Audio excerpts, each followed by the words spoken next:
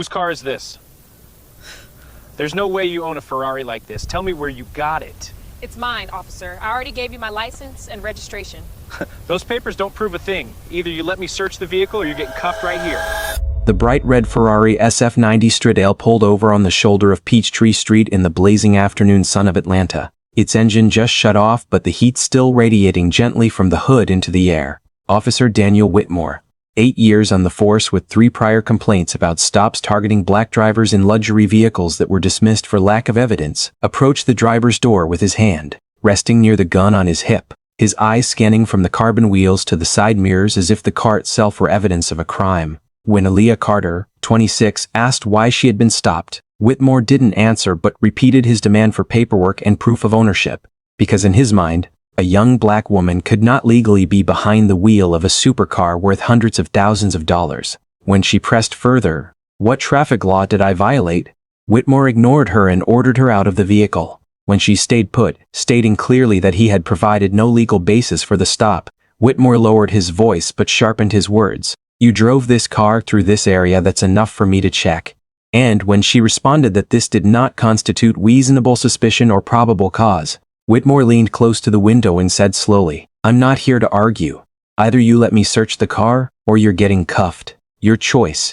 Daniel Whitmore did not know, and he was about to find out in the most public and undeniable way, that the woman he had just profiled, pressured, and threatened not only understood her constitutional rights perfectly but also had a direct connection to the head of the entire city police department, a fact that would turn this seemingly routine traffic stop into a turning point for his own career.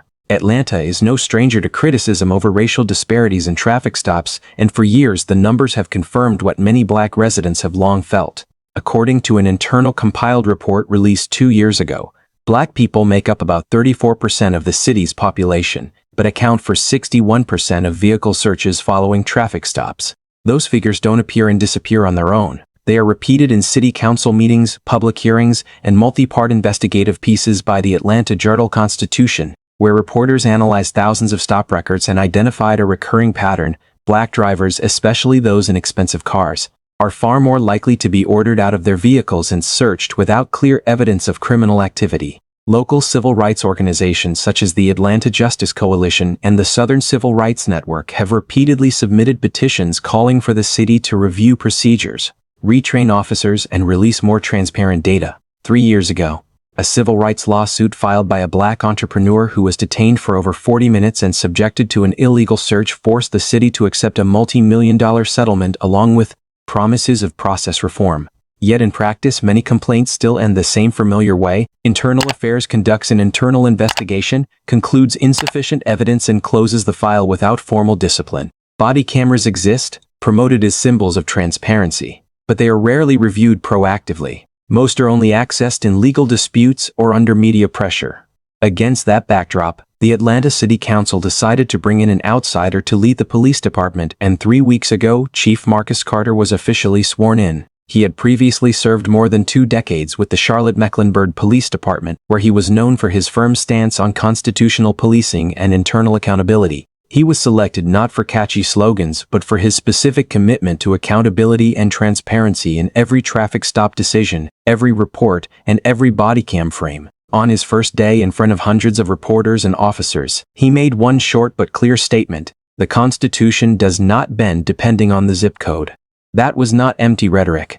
It was a declaration of how he intended to run the entire agency. But even amid that transition, old habits persisted at the street level. Officer Daniel Whitmore, assigned to the Buckhead area, had 3 complaints in his personnel file over the past 4 years. 2 involved stops and searches of black drivers in luxury vehicles. All 3 were dismissed after Internal Affairs concluded the officer had acted within the scope of his authority. On paper, they were isolated incidents. In reality, they were an unchallenged pattern of behavior. Aaliyah Carter, 26 years old, grew up in Atlanta but left to attend Georgetown Law on a full scholarship, where she focused on constitutional law and civil litigation, not because it was easy, but because she understood that constitutional rights only matter when someone is willing to defend them in court. After graduating, she worked at a major law firm in Washington, D.C., handling complex civil rights violation cases. Before co-founding a legal tech platform with 2 friends to collect and analyze bodycam data for civil rights attorneys nationwide, When the company was acquired by a tech investment fund, Aaliyah sold a portion of her stake, and the after-tax proceeds after reinvesting some into community projects were enough for her to buy the Ferrari SF90 Stradale she had always dreamed of. To her, the car was not a display of wealth, but a personal milestone, proof that success is not confined to any skin color, and more importantly, she had never used her father's position to gain any advantage. On her professional record, she was simply Aaliyah Carter, litigator, co-founder of a legal technology company, someone who had built her career on her own without relying on anyone's title. On the Peachtree Street sidewalk that afternoon, as Whitmore repeated his order for her to step out of the vehicle, his tone no longer inquisitive but commanding, Aaliyah opened the door and stepped out with both hands clearly visible, but before he could say more, she stated firmly, "I do not consent to any search," then continued, "Under the Fourth Amendment, you need probable cause to search my vehicle. What exactly is your probable cause?" Whitmore did not answer the question. Instead, he keyed his radio for backup and reported the location as a high-crime corridor, as if labeling an area could substitute for specific suspicion of an individual's conduct. He ordered her to place her hands on the hood, and when she asked if she was being detained or arrested, he replied curtly that it was for officer safety, then pulled handcuffs from his belt. The cold metal closed around her wrists in the Georgia sun, and though she knew cuffing during a traffic stop required specific justification of a threat, she did not resist. She only repeated loudly enough for the camera to record, "I have not committed a crime. I do not consent to any search." Whitmore began searching from the front, opening the glove box, rifling through registration, insurance, and personal items, then moving to the center console, flipping through papers and charging cables as if looking for something he had already decided was there before he even turned on his lights. Finding nothing, he circled to the rear, opening the front trunk, then the rear trunk, the mechanical sounds echoing amid passing traffic. In the rear trunk were a gym bag and a black leather briefcase. Whitmore pulled the briefcase out, set it on the trunk edge, and unlocked it without asking, despite the fact that searching a closed container requires consent or a valid warrant. Inside were legal documents, draft complaints, case files marked confidential, a laptop, and notepads.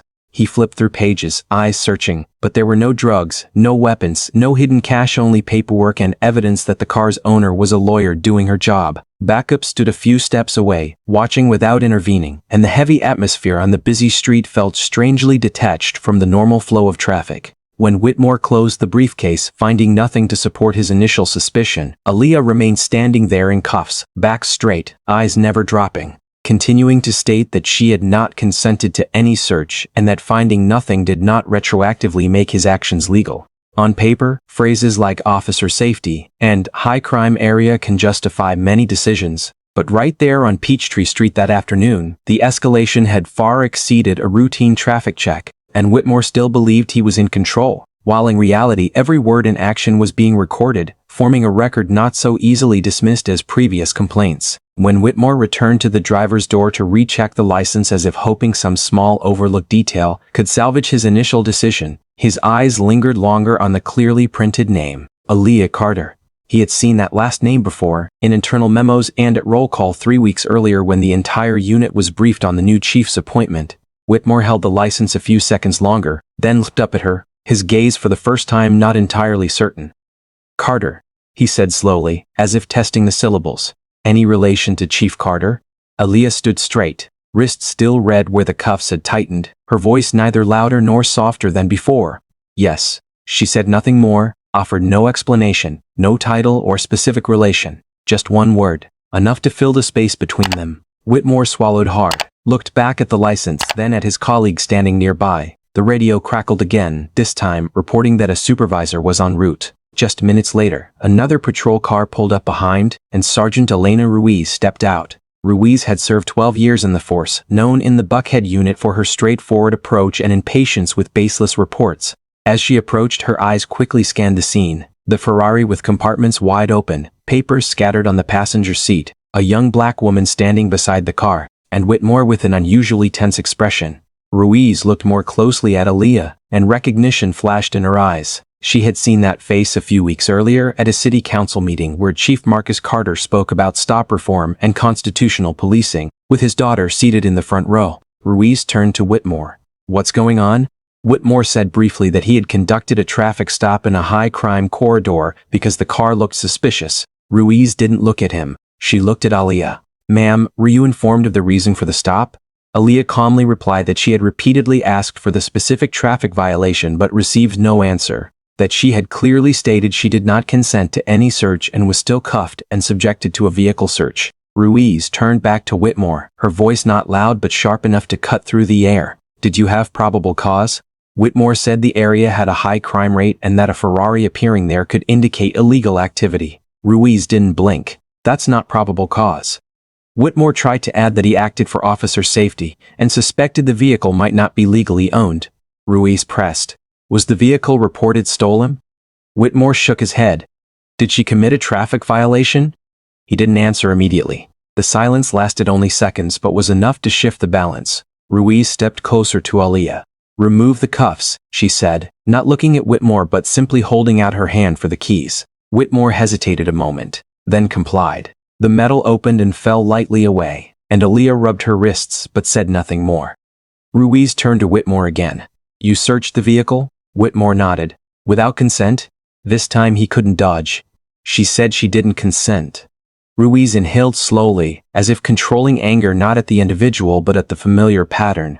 She glanced around the open car, then looked straight at Whitmore. "We're done here. No shouting, no dramatic accusation, just a concise series of questions exposing the gap between policy and reality." Whitmore stood there, face paling as he realized the stop he thought was routine had become a record, not easily shelved. He looked at Aaliyah again, as if searching for a sign she would leverage family ties to turn this into a public confrontation, but she only met his gaze with the same calm she had shown from the start, and that very calm made the situation weigh even heavier. The reversal didn't come from shouting or a gathered crowd.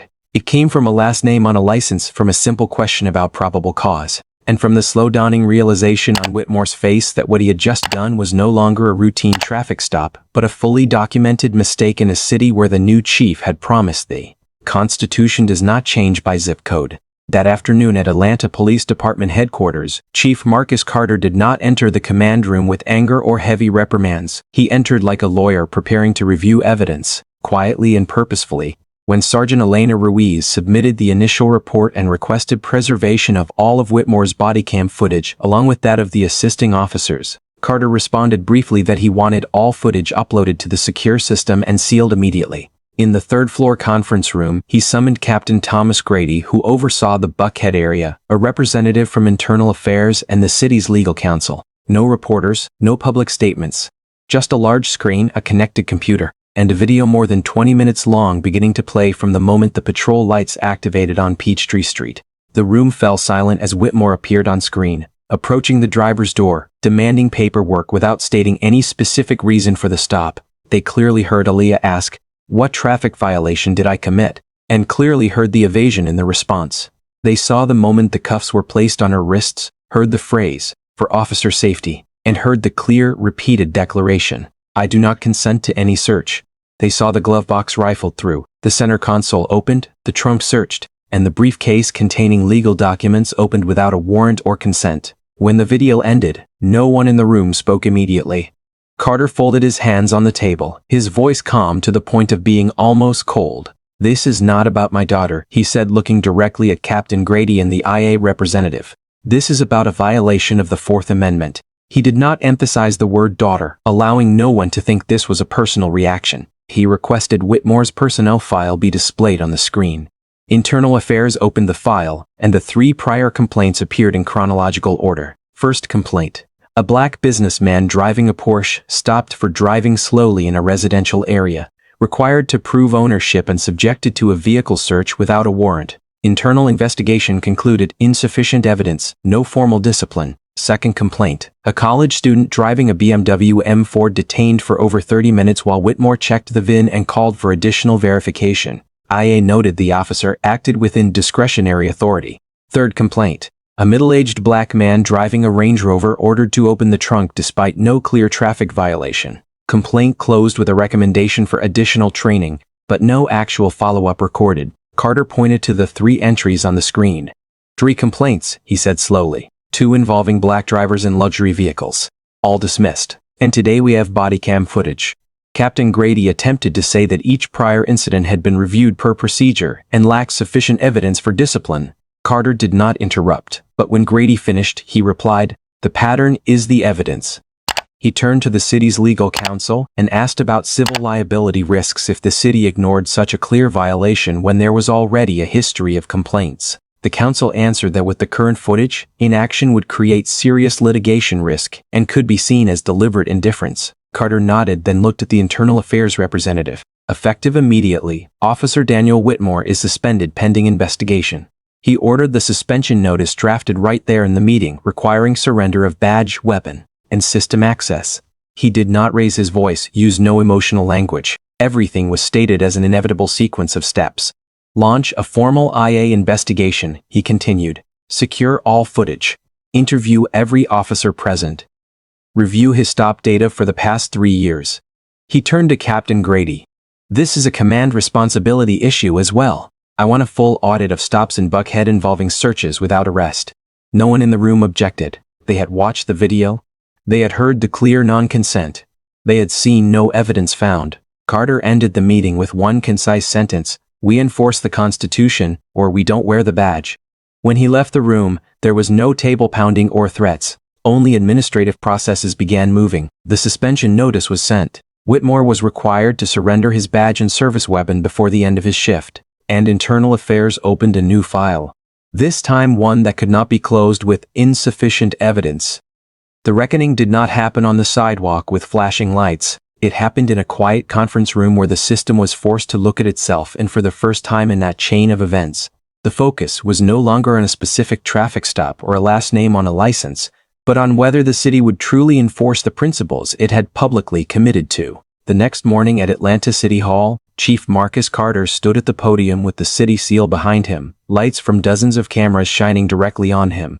Yet his face retained the same calm it had shown in the internal meeting the night before. He did not begin with a family story, did not mention blood relation, and certainly did not describe the incident as a personal insult. Yesterday, he began, voice low and clear, an officer of the Atlanta Police Department conducted a traffic stop without articulable reasonable suspicion, escalated that stop without probable cause, and performed a search after consent was explicitly denied. He paused briefly to let reporters take notes. This department is bound by the Fourth Amendment. That obligation does not change depending on who is behind the wheel. Behind him, the large screen displayed edited Bodycam footage that preserved the full legal context. The demand for paperwork without a specific reason. The question, "What traffic violation did I commit?" being evaded. The moment cuffs were placed on Aaliyah's wrists, and the repeated statement, "I do not consent to any search." The room fell silent as footage of the briefcase being opened without a warrant appeared on screen. Carter made no comment while the video played. He let the images and audio speak for themselves. When the footage ended, he continued, "The officer involved has been terminated effective immediately. This decision is based on documented constitutional violations and a review of prior complaints indicating a concerning pattern." A reporter from the Atlanta Journal-Constitution raised a hand and asked whether the fact that the stopped driver was his daughter influenced the decision. Carter answered directly, "The identity of the driver is legally irrelevant. If the Constitution protects one citizen, it protects all citizens. My responsibility is to the law, not to personal relationships."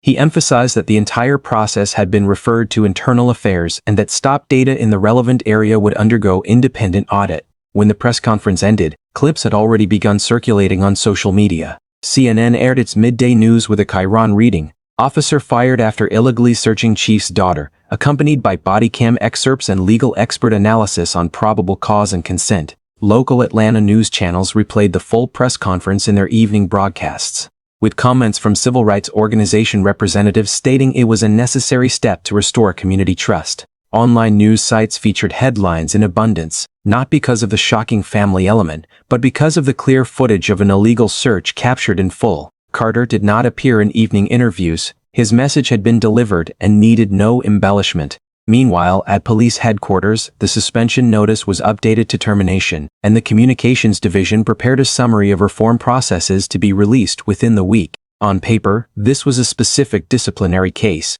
To the public, it became a reminder that accountability is not a slogan hanging on a meeting room wall but action taken when evidence is clear. The press conference had no shouting or heated debate. but its impact spread across the city and beyond the state, because the core message was very simple. Constitutional rights do not depend on the identity of the person stopped, and when those rights are violated, the system must respond publicly and transparently. A few days after the press conference, the Atlanta Police Union formally filed for arbitration under the collective bargaining agreement, arguing that Officer Daniel Whitmore's termination was excessive and disproportionate to the situation. In their petition, the union's attorney emphasized officer safety, claiming the stop location was identified as a high-crime corridor, and that a Ferrari SF90 appearing there could create reasonable suspicion of illegal activity. They argued Whitmore acted within the scope of professional discretion, that cuffing was only a temporary precautionary measure, and that the search was conducted in the good faith belief the vehicle might not be legally owned by the driver. The city countered by submitting the full bodycam footage, preliminary IA report, and records of the 3 prior complaints, arguing there was no stated traffic violation, no stolen vehicle report, no specific suspicious behavior beyond the officer's subjective assumption of a suspicious vehicle, and most importantly, explicit non-consent stated multiple times yet ignored. The arbitration hearing took place several weeks later before an independent arbitrator with long experience in public sector labor disputes. In the hearing room, there were no television cameras, only records, testimony, and the video played from beginning to end. The arbitrator paused the video at key moments, when Whitmore could not state a specific traffic violation, when he used high-crime corridor as a substitute basis, when cuffs were placed on the stopped person's wrists with no sign of threat, and when the briefcase was opened after clear non-consent had been recorded. The union attorney tried to argue that the overall situation could constitute reasonable suspicion, but when asked to point to objective evidence in the video, they could identify nothing beyond the officer's subjective perception. When the decision was issued 3 days after the hearing, it was clear and decisive: termination upheld. The arbitrator concluded that the stop was not supported by specific reasonable suspicion, that the search of the vehicle and closed containers after refusal of consent was unconstitutional, and that the prior complaint history showed a documented pattern of bias that the department had a duty to address. Whitmore, 33 years old, with 8 years in law enforcement, officially lost his badge and all associated benefits. He applied to several nearby departments, but each background check led back to the arbitration decision and the finding of constitutional violation. No agency was willing to accept the hiring risk. Eventually he found work in private security, at significantly lower pay and without public authority. The case closed legally, not with a loud declaration but with a multi-page document affirming that officer safety is not a blanket exemption from probable cause requirements, and that when a pattern of biased conduct is documented with specific evidence, the disciplinary system not only has the right but the obligation to act. In the months following the incident, Chief Marcus Carter did not stop at disciplining one individual. He implemented a series of structural reforms throughout the Atlanta Police Department. Every traffic stop report now requires clear written documentation of the specific reasonable suspicion or probable cause, with no acceptance of vague phrases like high crime area or suspicious vehicle unless accompanied by observed behavior. A random Bodycam audit program was established under which an independent team weekly selects footage at random for review, ensuring violations are no longer overlooked due to lack of viewers. The city also created an independent oversight board composed of civil rights attorneys, former judges, and community representatives with access to stop data and authority to issue public recommendations. 2 years later, internal data showed complaints related to racial profiling decreased by 58%, and community surveys recorded a significant increase in trust in the police force, especially in areas previously with high rates of stops and searches. Those numbers do not erase the past, but they demonstrate measurable change when policy is seriously enforced. Aaliyah Carter still drives her red Ferrari SF90 through Atlanta's streets, without changing plates or routes, and she has never called her father to avoid a stop. If asked, she would still demand legal basis just like any other citizen. Chief Carter, in a talk at a local law school, summarized his philosophy in one simple sentence: if the Constitution only protects the powerful, it protects no one. He did not revisit the specific case, but the message was clear. Accountability is not punishment because of who is stopped. It is applying the same standard in every case. And in a city that once struggled with disparities in traffic stops, the lesson was remembered not by slogans but by the decisions made when the camera was recording. Driving a Ferrari while black is not probable cause. If you believe justice must be enforced fairly for everyone, please subscribe so you don't miss the next stories. Thank you for watching. See you in the next video.